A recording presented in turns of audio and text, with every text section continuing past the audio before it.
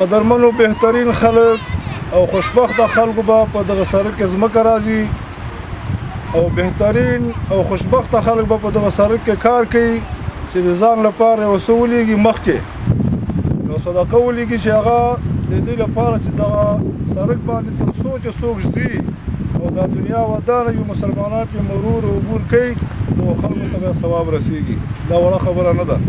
تاسو خوشبخته خلک یئ، بختور خلک یئ چې نن یو خوا نه تاسو راجمع سوي یاستئ عام المنفعه پروژه د دې افتتاح کوئ او خوشبخته او بختور خلک یاستئ چې تاسو دغه سړک لپاره ځمکې وقف کړلې او خوشبخته بختور خلک به هغه څوک وي چې په دغه پله کې لګښت کوي، مالي همکاري کوي، لاس پکې ستړی کوي، ځان پکې ستړی کوي، خولې پکې تویوي.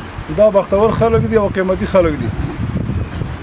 قدرمنو سړک څومره ګټې لري. کم کلي ته چې سړک نه وي تللی، موسسات نه ورځي، کلینیکو ته نه جوړېږي، معارف مکتبو ته نه جوړېږي، نور ټولو خدماتونه بې برخې وي.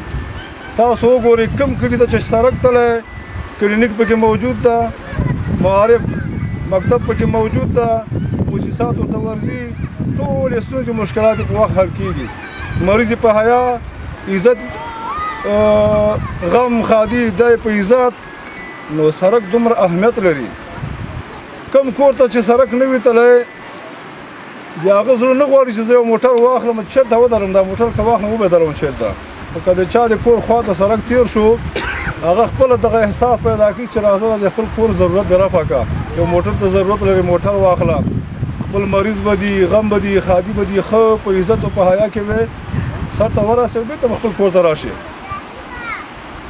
قدرمنو سړک دومره یو اهمیتي پروژه ده. تاسې راځئ زمونږ په سنګره کې زمونږ د سنګره قوم د کولمانو د ساو تاریو خلکو په خپل ابتکار سره داسې یو پروژې ته راس اچولی چې هغه حکومتونه هم نشي کولی. د شیخانو قوم الله دې دې ته اجر ورکړي، تقریبا 7 جریبه ځمکه د سړک لپاره وقف کړله. څومره 7 جریبه ځمکه.